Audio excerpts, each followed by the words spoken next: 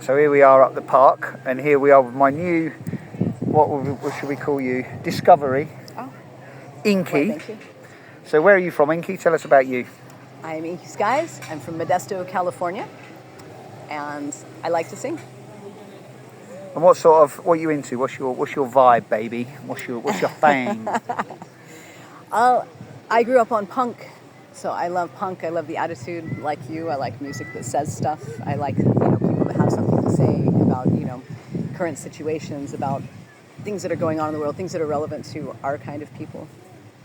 And got into the skinhead movement when I was 19, and mostly boy, but fell in love with reggae around the same time. And yeah, that's kind of what I've wanted to do since then, is kind of add something that wasn't there before. And what's your background? Tell us about your background. What's your family background and your growing years? Where did you come from? What's your thing? Who are you? Well, the Americans probably aren't going to like this, but I would, I'm a mixed race person. A little bit of this, a little bit of that, mostly Native American. My family comes from nowhere, really. And I believe that it doesn't really matter where you come from, that it really matters what you have to offer to the world. So you told me that didn't you say your grandfather was? This is my great-great-great-grandfather was a famous chief, Dewey Beard, Iron Hail. So his name was Dewey Beard and Iron Hail. He had two names. Yeah, the Native Americans, they don't really have the same conventions for naming people that, other societies do. So, yeah, you kind of named for things that you've done, right, or things that you've accomplished. So I didn't think that, am I completely wrong here, but I didn't think that Native Americans had hair on their face. No, they don't, actually. So why did he get called Dewey Beard? There is, back in those days you had fur trappers, you had, all kinds of, before the Americas were really settled, you had all this immigration, for hunting. And so somewhere along the lines there was some non-native blood.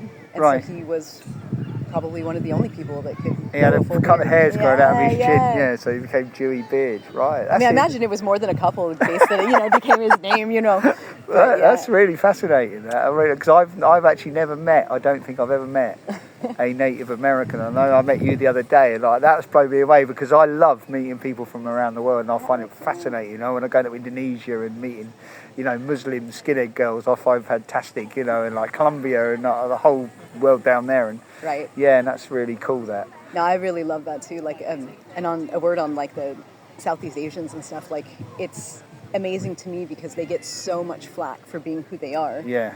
You know what I mean? Whereas in America, you can kind of make your brand, or you can go out and you can, be the pouty-lipped pretty girl, and everyone's going to like you or whatever. But these things simply aren't available. I mean, I find it with the skinhead culture is what I find again so fantastic, because when I grew up, as far as we was concerned, it was in my estate, my estate, what you call the projects. That's where the skinhead world was. Right. London was only just up the road, so I could be in from my house into central London Oxford Circus in 40 minutes. So we were London area. So when the whole skinhead thing exploded, as far as we was concerned, it was a London and surrounding overspill towns. Because with Oi music, for instance, it was very East London based, because Gary, what's his name? Whoever it was, the guy, what's his name? Gary, who set up the Oi thing. They're going to hate me for it. I know, right? Fucking, whatever his name is. But Sounds Magazine, my mate was a photographer for Sounds Magazine, so a lot of the bands that he picked for those first Oi albums all were pretty much East London based. Right. So from the world's point of view, it became an East London thing, but that moved off quite quickly. They got into football casuals and all that. But the skinhead culture spread the country off the back of that. So, but it was very much a British working class thing. So when it's gone over those years into the 90s, it's gone worldwide, and I find that absolutely fucking amazing, because it was so insular, and the way that the media portrayed it and reported on it was this insular, bigoted, small, tiny-minded thing. But actually, it's just gone. I mean, like I say, it's just gone absolutely worldwide, and the people that now are into it, of all different age groups and their backgrounds and the jobs they do and the culture they come from, to me is fantastic. So that's my ramble on. I agree. I agree, and it's funny too, coming from the other side of that, and getting into it almost 2 decades later than you Yeah, know, you yeah, were describing to me yeah. in 81. I would have Yeah. been 99. Yeah. And it's interesting to me, living on this side of the world as long as I Yeah, have now, yeah. to see the differences and the things that we didn't understand simply Yeah. because we didn't live in the culture. Like, I was explaining to somebody how, I don't know, just little details, everyday life here, and the products that you use that are mentioned in the songs that we don't know as products. Right. Bovril, Bovril. right? Like, or just even Marmite and yeah. right, or even just the way people use "oi."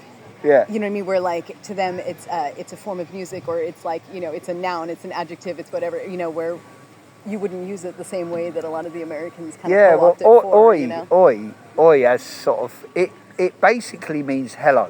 So like if you say to your mate, Right. and this is not a skinhead thing, this is a general thing, a Exactly. working class thing. You go oi oi, oi oi. It means like oi oi. It means cheers, hello type Right. of thing. That's what. And in, Right. in Portuguese in Brazil, oi is actually hello. Yeah. But Except in Spanish words today. I think I might be wrong on this, but I think oi comes from oy vey, which is a Jewish Right. thing, because East London had a very big Jewish community, still has, but back in the day a very big Jewish thing. So you get a lot of Jewish slang from the markets, and oy vey. It's like oy vey. It means I don't really know what it means. It's sort of It's an expression. bemused. Oy vey. Oh, see, I'll teach you something. Yeah. The Native Yeah. Americans Yeah. on my reservation, they say, "Hey, chief," Yeah, right. where yeah. just kind of like you've done that. Hey, chief. Yeah, right. Okay. So we all kind of have our like Yeah, little yeah, expressions, but yeah. it's interesting to think that one like "oi" Yeah. has taken on this whole new Oh, context yeah. for a bunch of people that don't understand that it's just Yeah. And oi, it was basically, it's a street slang, isn't it? So they used that word. I mean, what I was told, whether this is true, but the geezer from Info Riot said this to me one day. I was talking to him, and he reckons that the word came from Cole from Madness. His brother Brendan, he actually came up with the name oi to use. right for music. Yeah, Right. yeah, like the name for it, because before then it was just basically aggressive street punk, really. Because punk was, when it came out, it was quite art schooly, and when it hit the council estates, it became real. When the Pistols wrote "God," Anarchy in the UK, we took that literally. So a lot of the bands that came after that, and around that time, were football hooligans, and it was about Smash the System and all that. So it was all real, and Oi just sort of summed it all up. And it was just a few albums. No one thought that it was even a genre. Right. It was just a few compilation albums, and it was only, and then that all caused a lot of commotion at the time. It all broke up, and we all thought that was the end of Oi, and that was 82. By the time it was all over and out, and now it's still going, God knows how many years later, Right. and goes around the world, But anyway, what brought you to England then? Well, besides visiting you, I live in Ireland, so Yeah. this has been my first trip though to really come over and see. It's my first time really spending a significant amount of time here. And what are you doing here? Apart from blowing my hat away. Yeah. Let's see. Well, we recorded the new song Right. with Spider J, and so I've met some of the loveliest people, and have gotten a chance to work musically, gotten a chance to make music again. It's been a while for me, and that's really kind of all I've wanted to do. I've spent the last 10 years writing songs, just kind of sketching out songs on an iPad, and so yeah, it's been nice to actually play music and to be involved again. And we've managed to get 2 songs now, haven't we? at the moment? Yeah. With more Working to on come. the second one, way more to come. That's the thing too. Is like there's so many people that rely on other people's songs to kind of further their own careers. Which I mean, to a certain extent, yeah, it's fun to hear someone else revitalize an old song, like an original reggae, original ska. Because my generation would never have had the chance to see any of those people. Yeah. So it's kind of neat to see someone else, someone else's interpretation or whatever. But at the same time, I mean, we need something new. We need to add. We need to collectively, and creatively, kind of contribute to the thing that we love. And Yeah. that's what I'm all about. And what's the plan? What's the plan from now?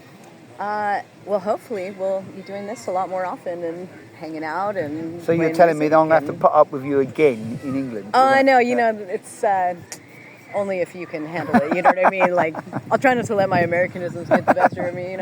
Yeah. But yeah. So yeah, it's good. Well, that's all good. So anyway, this is an introduction to Inky. Introduction to Inky. I like Introduction to Inky. We haven't got the name of the band yet. We're thinking of Spider Ink. That's what I'm thinking. But it. Yeah. But this is Inkie Skyes. Inkie Skyes, yeah. Inkie Skyes, yeah. So there we go. And Simon. Stay cool, stay with it, and listen to the next generation of Rocksteady with a blend, baby, with a blend. With a blend. Excellent. Well, thank you.